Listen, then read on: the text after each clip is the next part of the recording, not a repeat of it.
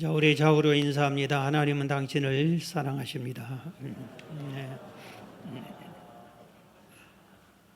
우리가 지난주에는 우리가 양육 비전의 하나인 진실한 그리스도인에 대해서 말씀드렸습니다. 제목을 달콤한 거짓말과 쓴 열매, 이런 제목으로 말씀을 전했습니다. 여러분이 많이 거짓말에 대한 것을 회개됐을 것이고 이제 거짓말을 안 해야 되겠다 결단한 줄로 믿습니다. 오늘은 양육 비전 중에 또 하나인 성령 충만한 그리스도인, 제목을 성령님과 함께, 성령님과 동행에 대해서 말씀을 드리려고 합니다. 성령님과 동행하는 것, 성령님과 함께하는 것이 왜 이렇게 중요한가? 교회 성도를 양육하는데 그 목표로 하나로 정할 만큼 왜 중요한가? 이 이유는 예수님이 유언으로 남긴 말씀이기 때문에 그렇습니다. 예수님이 수많은 교훈을 말씀하시는데 유언으로 남긴 말씀이 성령님과 함께라 이겁니다. 유언은 사람이 세상 뜨기 전에 마지막으로 남긴 가장 무게 있는 말씀입니다.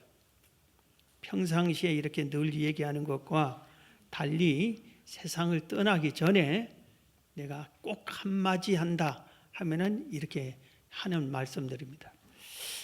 아주 시시한 유언들이 있어요. 이것은 뭐 해도 그만 안 해도 그만이겠지만 뭐 하면 더 좋겠지만 내 재산 일부를 누구에게 주고 어떻게 하고 어떻게 하라, 이것은 시시한, 그건 유언이라기보다 정리하는 거라고 하겠지요. 그런데 이 유언에 대해서 몇 건 말씀드리면 소크라테스가 이런 유언을 했습니다. 사형 집행 직전에 제자들에게 아스클레피오스에게 닭 한 마리 빚졌다. 그러니 너희들이 잊지 말고 갚아 주어라. 그랬어요. 자기가 죽으면서 누구에게 걸리는 것이 하나 있었는데 닭 한 마리를 외상으로 먹은 모양이에요. 그걸 갚아달라. 최근에 이런 책이 있어요. 소크라테스의 유언은 농담이었다 하고 어느 작가가 그걸 썼는데, 그건 그 사람 작가의 뜻이고 소크라테스의 마지막에 유언은 자기를 깨끗하게 하고 세상 떠나고 싶은데 걸린 것이 하나 크게 걸려서 이거 청산해 달라고 한 겁니다. 안중근 의사가 유언을 이렇게 남겼습니다. 내가 죽은 뒤에 나의 뼈를 하얼빈 주변에 묻어라. 그리고 우리나라가 자주 독립이 되거들랑 우리나라로 옮겨다오. 이렇게 하고 유언을 남겼습니다. 조국에다 지금 중국 그 하얼빈 거기에서 죽는데 타국에 자기가 묻히기 수밖에 없는 형편이지만 우리나라가 독립이 되면은 우리나라 땅에 내 시체가 묻히고 싶다, 그런 유언을 남겼습니다. 오늘 본문은 예수님이 하신 유언이에요. 예수님이 우리들에게 남긴 유언입니다. 물론 육신이 죽을 때 십자가에 매달려서 가상칠언이라는 말을 했어요. 그것도 유언이라고 할 수 있는데 예수님이 십자가에 매달려 죽은 후에 부활하셨잖아요. 그리고 40일 동안 부활한 후에 계셨는데 부활하신 예수님이 이제 이 땅을 완전히 떠날 때, 성천하실 때 마지막으로 한 말씀이 오늘 본문입니다. 그래서 우리는 이 오늘 본문의 말씀이 아주 소중한 것, 그리고 왜 이 말씀을 하셨을까에 관심을 가져야 됩니다. 다시 한번 읽어드릴게요. 본문을 사도행전 1장 4절 이하에 사도와 함께 모이사 그들에게 분부하여 이르시되 예루살렘을 떠나지 말고 내게서 들은 바 아버지께서 약속하신 것을 기다리라. 요한은 물로 세례를 베풀었으나 너희는 몇 날이 못되어 성령으로 세례를 받으리라 하셨느니라. 그들이 모였을 때 예수 여쭈어 이르되 주께서 이스라엘 나라를 회복하심 이때이니까 하니 이르시되 때와 시기는 아버지께서 자기의 권한에 두셨으니 너희가 알 바가 아니요. 8절 우리 다 같이 오직 성령이 너희에게 임하시면 너희가 권능을 받고 예루살렘과 온 유대와 사마리아 땅까지 이르러 내 증인이 되리라 하시니라. 이 말씀이 다시 한번 제가 읽어드릴게요. 오직 성령이 너희에게 임하시면 너희가 권능을 받고 예루살렘과 온 유대와 사마리아 땅끝까지 이르러 내 증인이 되리라. 이게 유언입니다. 그리고 이 말씀을 마치시고 그들이 보는 가운데 올려져 가니 구름이 그를 가리어 보이지 않게 했다. 이겁니다. 요약을 하면은 예수님이 마지막으로 이 세상을 떠나면서 하신 말씀이 성령 받으라. 성령 받아라. 이 말씀입니다. 그리고 성령 받거들랑 생명을 살리는 일이라, 전도해라, 선교해라, 이 말씀을 하셨습니다. 우리가 예수 믿는 것은 천국 가기 이함이잖아요. 구원받기 위해서 예수를 믿는데, 예수님과 함께 할 때는 우리가 예수님과 같이 해야 돼. 예수님 말씀 듣고. 근데 예수님이 이제 떠나면서 홀로 우리가 남았을 때에 성령님을 보내주십니다. 성령 하나님을 보내주시기로 약속을 하십니다. 이 성령을 꼭 받고 함께 천국 준비를 해라, 이 말입니다. 로마서 8장 9절에 우리가 경각심을 가져야 할 말씀이 있습니다. 만일 너희 속에 하나님의 영이 거하시면, 성령의 영이, 하나님의 영이 거하시면 너희가 육신에 있지 아니하고 영에 있나니 누구든지 그리스도의 영이 없으면, 누구든지 성령이 없으면 그리스도의 사람이 아니다. 이런 식으로 말씀하셨어요. 그래서 우리가 반드시 성령 충만함을 받아야 되는구나 하는 것을 본문에서 우리가 깨닫게 됩니다. 왜 예수님께서 이 땅에서 수백 수천의 교훈을 말씀하셨잖아요. 그런데 성령 충만 받으라고 유언으로 남겼을까? 우리가 한번 생각해 봐야 돼요. 그것은 우리를 구원시키기 위해서다.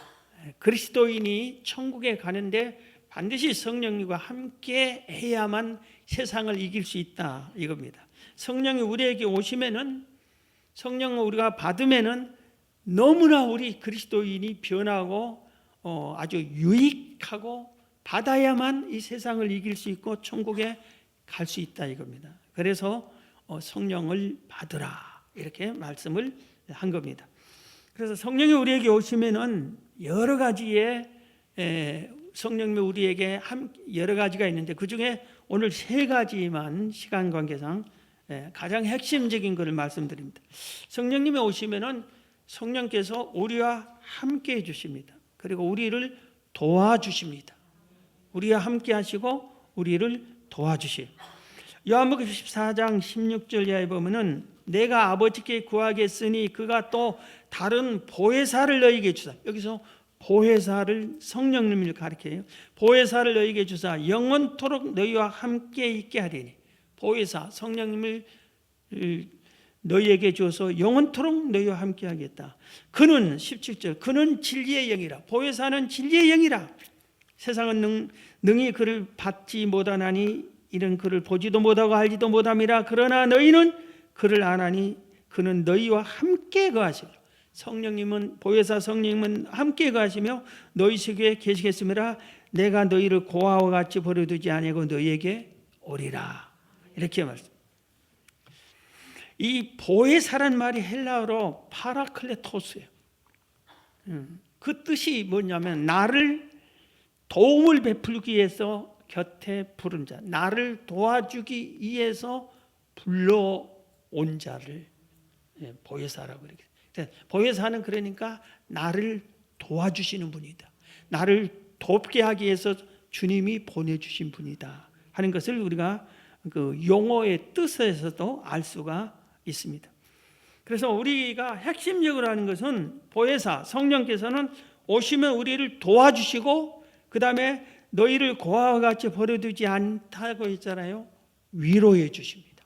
도와주면서 위로해 주신다, 이겁니다. 그래서 여러분들이 성령님의 위로를 받아야 되고 성령님의 도움을 반드시 받아야 되는 겁니다. 우리가 가만히 있어도 도와주셔요. 성령님 모시고 있으면 도와주셔요. 그리고 때를 따라서 우리를 성령께서 위로를 해 주시는 겁니다. 그래서 한 위로를 받은 적이 없네, 한 번도 도움을 받은 것도 없는 거예요. 그러면은 내가 성령님을 모셔 드렸나, 그걸부터 점검을 해봐야 됩니다. 뭐 위로해 주시는 걸 이렇게 보면은 고린도후서 1장 3절 이하에 보면은 찬송하리로다 그는 우리 주 예수 그리스도의 하나님이시요 자비의 아버지시요 모든 위로의 하나님이시며 우리의 모든 환난 중에서 우리를 위로하사 우리로 하여금 하나님께 받는 위로로서 모든 환난 중에 있는 자들을 능히 위로하게 하시는 이시로다. 그리스도의 고난이 우리에게 넘친 것 같이 우리가 받는 위로도 그리스도로 말미암아 넘치는도다. 이렇게 말씀합니다. 성령님이 오시면 우리를 위로해 주시는데, 하나님을, 성령 하나님을 위로의 하나님이라고 이렇게 표현을 해요. 사랑의 하나님 이렇게 표현하잖아요. 그런데 위로의 하나님이시다. 이 세상은 얼마나 서글프고 힘들고 고달프고 외롭고 그렇습니까? 삭막하고. 정말 이 세상 살아나기가 문화적 혜택이 좋다고 하지만 영적으로 기갈 상태에 있고 심령이 메마르고 이러잖아요. 반드시 위로가 필요해요. 우리가 큰 실패했을 때 위로를 받으면 일어설 수 있습니다. 사람 중에 이렇게 위로를 받고 성장하지 않으면 대부분 이 사람이 이 세상을 올바르게 바르게 살기 힘들다는 통계가 나와요. 그래서 자랄 때 위로를 받고 자란 사람은 세상을 잘 돼.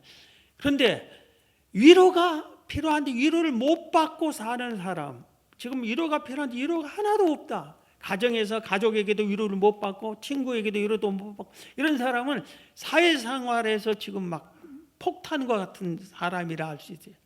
그냥 문제를 일으키고 막 그냥 이상한 짓을 하고 그리고 그 공동체를 그냥 피해를 입히고 막 이런 사람이 지멋대로 해버리고. 위로를 받은 사람이 심령이 평안하고 좋아. 그래서 여러분들이 가족 식구들끼리도 서로 위로를 많이 해줘야 돼요. 많이 위로를 해줘. 얼마나 애들도 살기가 힘들어. 애들도 한숨 쉬는 애가 있고 힘들다 그런 애들이 있어요.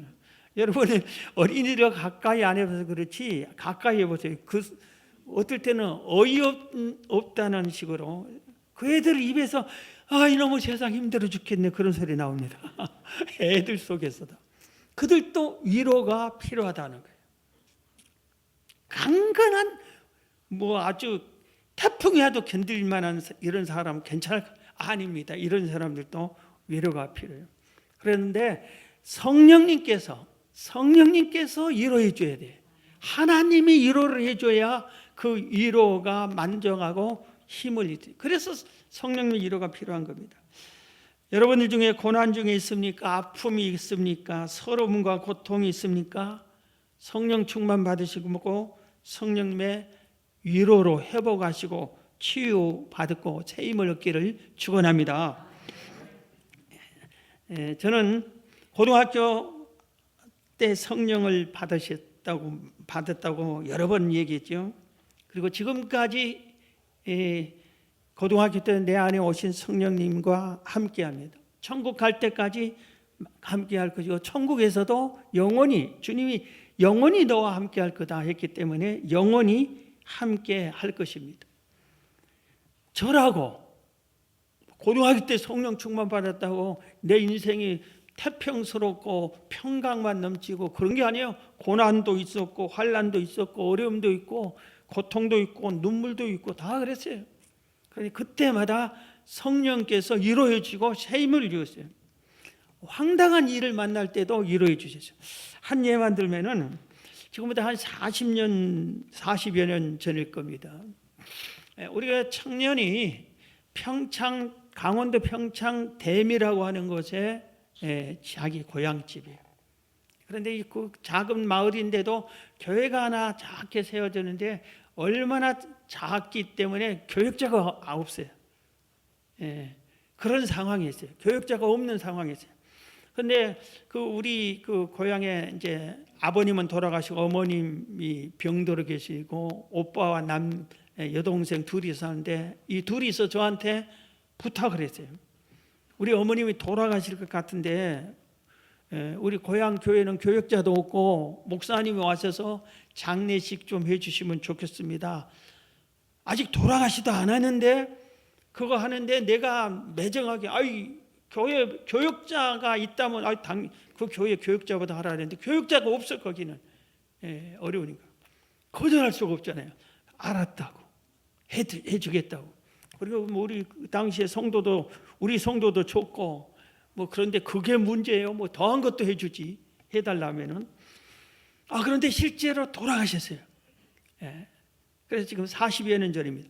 그 당시 지금은 평창하면 어떻게 합니까? 뭐 KTX가 강릉까지 있어 간단하고 올림픽이 열려 전 세계가 평창을 알아주는 곳인데 40년 전 평창은 가기가 얼마나 어렵고 그 평창의 댐이라는 말은 딱 하루에 한 번 이 댐이라는 마을에 버스가 왔다 갔대 평창으로.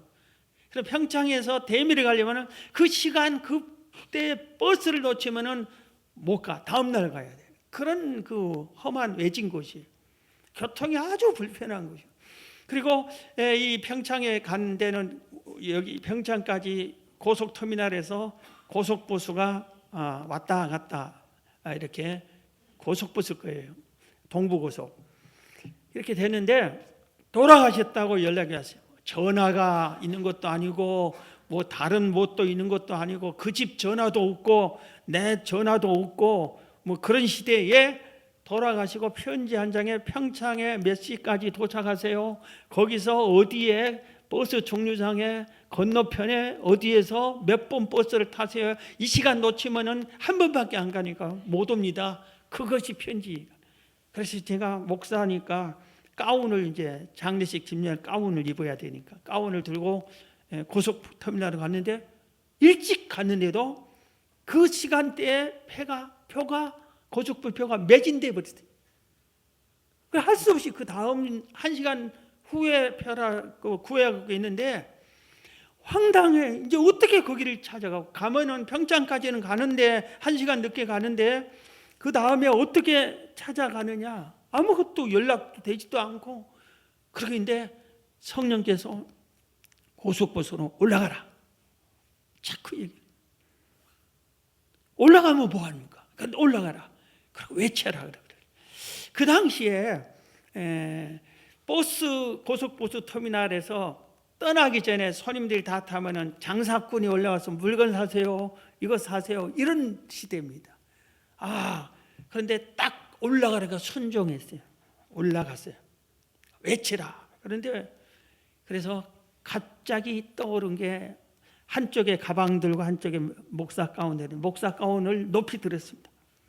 양복 모한 거 딱 했지만 이거 딱 들고 이렇게 외쳤어요.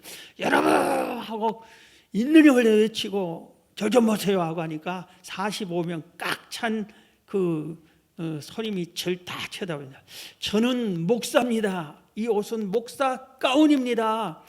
그런데 우리 성도의 청년의 어머님이 돌아가셨습니다. 여러분 우리 평창 가잖아요. 우리 어머니 돌아가신 고향이 평창에서 대밀합니다. 거기는 하루에 한 번밖에 버스 안 온답니다. 그런데 이 버스를 타야 그 고향 가는 버스를 돕니다. 그런데 여러분 중에 내 표하고 밖에서 1시간 후에 좀 오시고 나를 이거 타게 좀 도와줄 사람 없습니까? 하고 소리를 쳤습니다. 그런데 한 1분 좀 고요하더니 이 한쪽 뒤편에서 누가 손을 들고 제가 그럴게요. 한 사람이 나타나죠. 그래서 내 표하고 그분 바꾸고 내가 그분 자리에 앉아서 가서 아주 겨우 그 버스를 타서 장례식을 집례했어요. 내가 얼마나 다행스러워요. 얼마나 위로를 받았어요. 얼마나 고마워요. 가는 동안 내내 하나님께 감사할 수밖에 없었어요.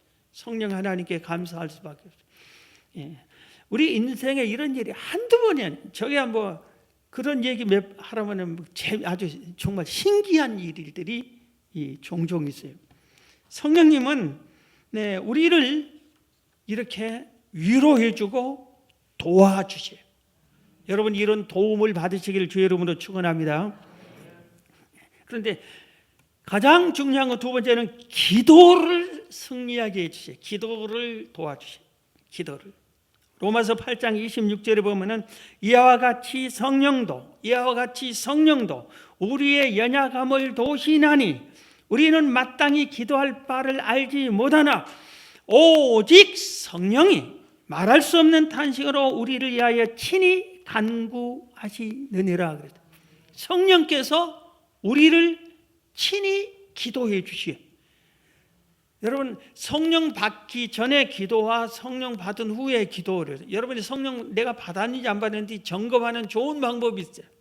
내가 기도를 하는데 5분 이상 안 된다면 안 받은 거예요. 기도를 막 억지로 했는데 암만 해도 1시간 한 것 같은데 5분밖에 안 돼요. 이건 성령이 오셔서 기도를 안 도와줘요. 성령을 받고 기도하면은 5시간 기도했는데 5분밖에 안 한 것 같은 느낌이 들 때가 있어요. 기도를 도와주세요. 제일로 핵심적인 게 뭐냐면 기도하고 싶은 마음을 줘. 기도하고 싶은 마음이 드는 거예요. 그 다음에 기도할 때 기쁘고 기도한 다음에 뿌듯하고 그리고 내 기도가 상달된 것을 본인이 알아 느끼고 그리고 기도가 응답이 수시로 돼. 즉시 응답된 거 있고 기다리라 나중에 된 게 있고 안 된다 이것은 너한테 줄 수 없다 거절하는 이런 기도 응답이 우리에게 뒤따르고 있는 겁니다. 여러분 모세가 시내산에서 40일 동안을 금식 기도했어요. 계명을 받을 때 그때 금식 기도지 단식 기도를 했어요. 물도 안 마셨다고 그랬어요. 성경에.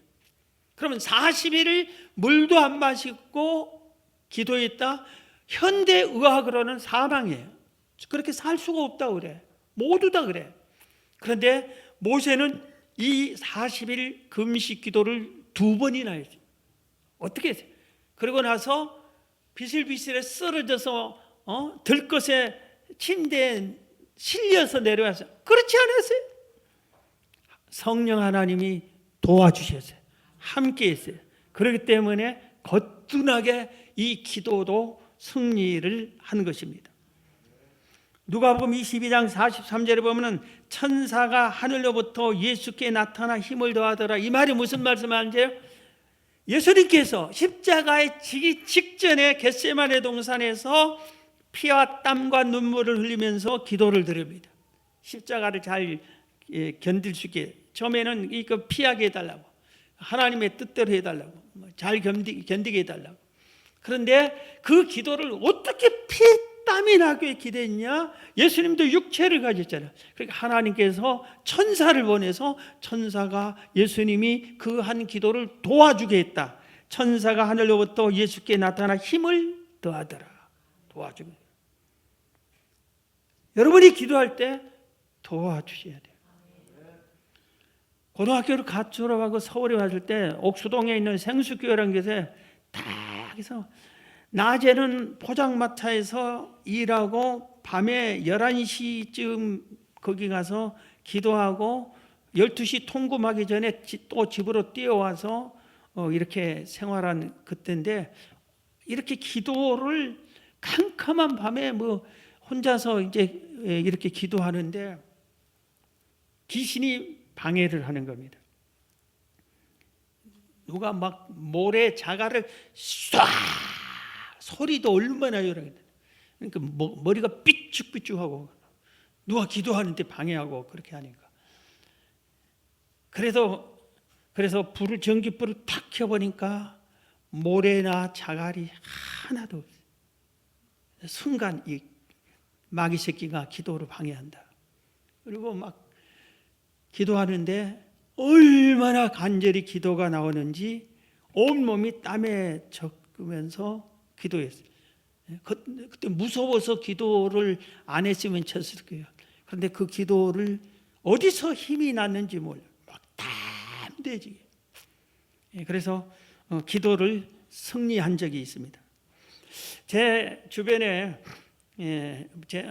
깊이 기도하는 분들이 여러 분 계신데, 그 중에 우리 형님이 정말 제가 육신의 형이고 내가 전도해서 예수를 믿은 분인데 존경할 수밖에 없는 분입니다.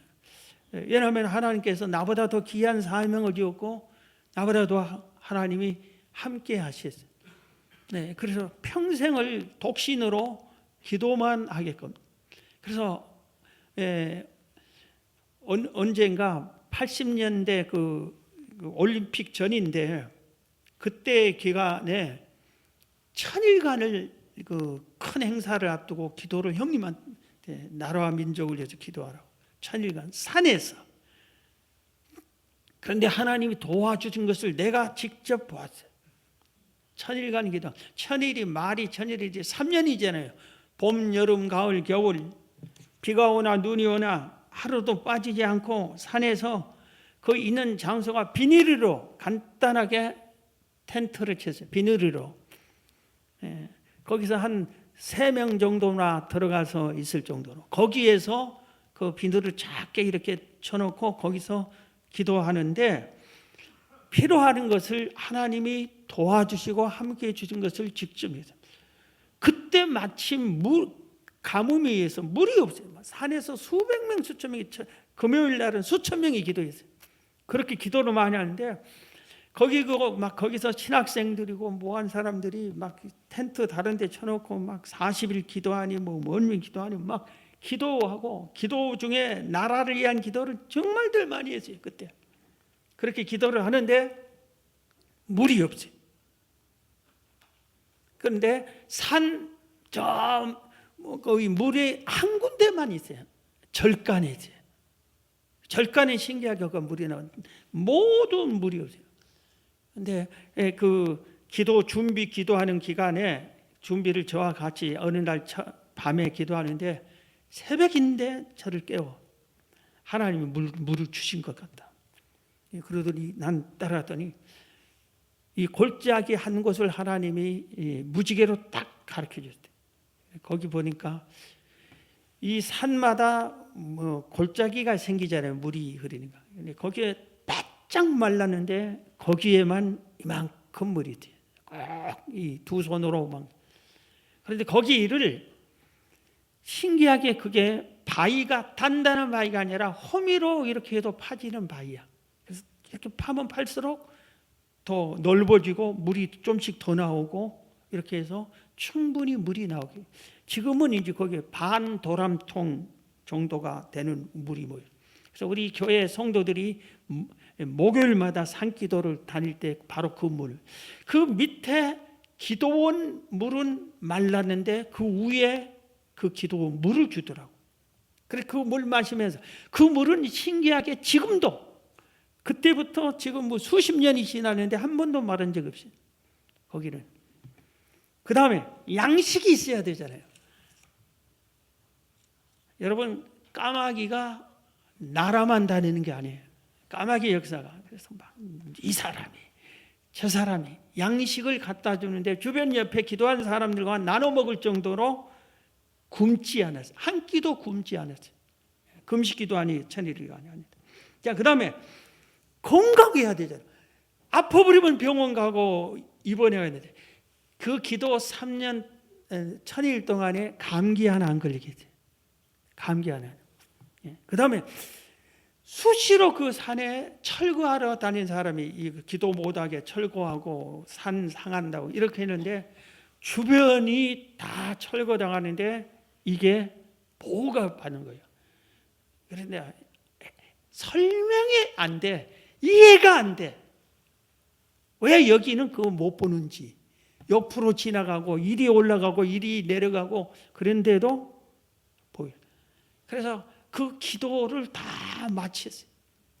하루도 거르지 않고 거기서 기도했어요. 저도 어떤 때에 40일 동안 거기서 철야 기도를 한 적이 있어요.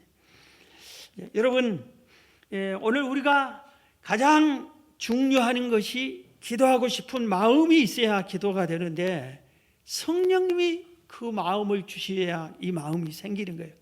제발, 지금 우리 교회에서 147번째 하는데 여러분들 기도 안 하는 사람, 기도 안 된 사람, 하기 싫은 사람, 관심이 없는 사람, 내가 성령 받았나 점검해 봐야 돼. 성령이 오시면은 이와 같이 성령도 우리의 연약함을 도우시나니 우리는 마땅히 기도할 바를 알지 못하나 오직 성령의 말할 수 없는 단식으로 우리를 위하여 친히 간구하시느니라. 로마서 8장 26절 이 말씀처럼 성령이 오시면 기도를 시키는 거예요. 지금 한 60일 정도 남았습니까? 얼마 남았습니까? 기도하세요. 지금부터라도 147번째 기도하시고, 기도할 때 성령이 오시면 지루하지 않게 해주고, 하고 싶고 또 하고 싶고, 기도하면은 반드시 응답을 받게 해주시고, 기도에 제발 맛을 들여야 돼요. 여러분이 성령 충만 받고 기도의 용사가 다 되시기를 주의 이름으로 축원합니다. 그 다음에 한 가지 더 말씀드리면, 성령 오시면 우리를 인도해 주십니다. 요한복음 16장 13절에 그러나 진리의 성령이 오시면 그가 너희를 모든 진리 가운데로 인도하시리니, 진리의 성령이 오시면 그가 너희를 모든 진리 가운데로 인도하시리니 그가 스스로 말하지 않고 오직 들은 것을 말하며 장래 일을 너희에게 알리시리라. 장래 일을 너희에게 알리시리라. 성령이 오시면 우리를 인도하시고 장래 일을 알려주시오. 성령이 오시면. 그러니까 얼마나 유익해. 그렇기 때문에 예수님께서 성령 받아라. 너를 이 험한 세상에서 인도해 줄 것이다. 그리고 네 앞에 미래를 필요한 것은 알려줄 것이다. 그러니 성령 받아라. 이렇게 말한 겁니다. 우리는 이 세상을 살면서 어느 것이 옳고 어느 것이 그리고 어떻게 해야 잘 가는 것인지 판단이 어렵잖아요. 그래서 성령께서 우리를 인도해 주시오. 진리의 길로, 하나님께 영광 돌린 길로, 실패하지 않는 길로 우리를 인도해 주시오. 사도 바울이 그래서 평생 성령님과 동행했어요. 바울이 영국이 난 설교 왕이라고 하고 가장 유명한 목회자 스펄천 목사님은 첫 성경 첫 페이지에다 성령과 동행. 빌리 그레함 목사님, 무디 목사님, 우리나라에 우리가 이름이 기억나는 목사님들 전부 다 성령님과 동행한 사람들이. 성령님과 동행하셔야 돼요. 성령님이 인도해 주신 대로 함께 동행했어요. 바울이 선교사로 가라 하니까 준비를 딱 했어요. 하나님이 선교사로 가라 하니까 선교사 갔어요. 그래서 아시아로 가려고 하니까 성령께서 가지 말라고 그래요. 할 수 없이 준비가 안 된 유럽으로 가라고 성령님이 그러니까 유럽으로 갔는데 딱 빌립보 첫 성에서 루디아라는 여성이 자주장사하신 분이요. 여성이 사업가야. 그분을 딱 만나게 하더니 그 집에서 빌립보 교회를 세우게 해줬어요. 이래서 일로 오라겠구나. 너무나 감사가 넘쳤겠지요. 그런데 이 빌립보 성에서 어떤 사람이 귀신 들린 자기 종이 여종이 귀신 들려서 점 치워주니까 귀신이 점을 과거를 맞히잖아요. 미래는 못 맞추고 과거만 맞춰요. 그런 귀신 들린 점쟁이는. 그러니까 돈을 막 떼돈을 버는데 그 영혼이 불쌍하잖아요. 지옥 가잖아요. 바울이 그 여종의 귀신을 쫓아버렸어요. 예수 믿게 만든 거예요. 그러니까 수입이 떨어지니까 이 주인이 고발을 했어요. 그래서 바울이 신라와 함께 붙잡혀서 성경에 보면 겉옷을 벗고 때립니다. 옷을 입히고 때린 게 아니라 겉옷을 벗고 막 사정없이 때리고 쇠고랑을 채해서 감옥에 가둬놨어요. 성령께서 오란 대로 가란 대로 갔는데 이게 무슨 일이야? 교회는 세워졌는데 이런 일이 당했어요. 그런데 거기서 바울은 하나님의 뜻과 섭리가 있겠지 하고 하나님께 기도합니다. 찬양합니다. 감옥에서.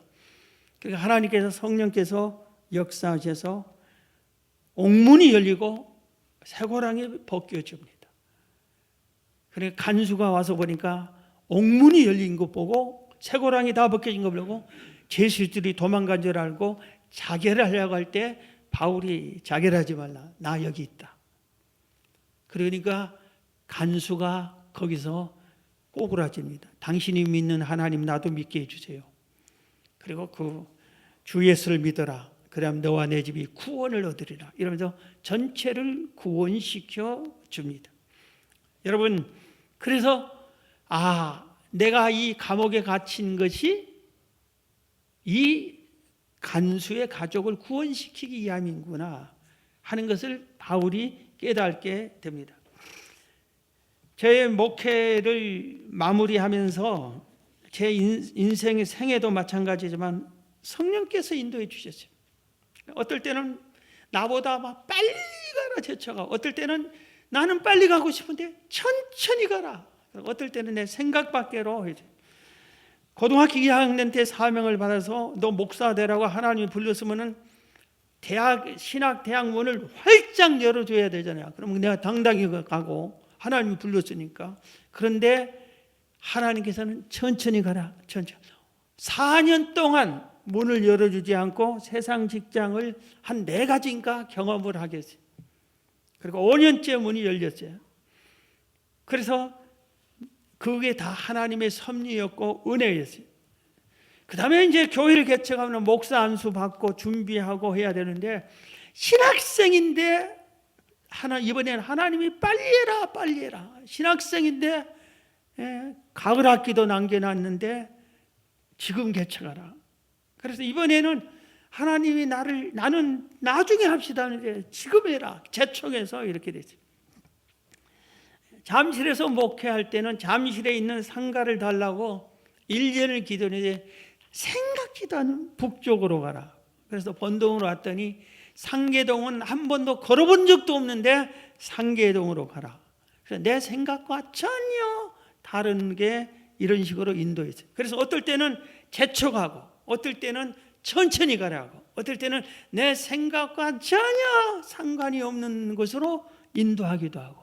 그런데 이래도 저래도 성령님과 동행하고 인도해 준 대로 따라가면은 하나님이 역사를 해 주셨습니다. 여러분, 여러분의 인생에 성령님이 역사해 주기를 축원합니다. 성령님과 함께해서 도움받고 위로받고 기도 도움받고 인도함을 받고, 이것만 해도 여러분 인생이 성공해요. 그래서 이 성령님과 함께하여 승리하시기를 주의 이름으로 축원합니다.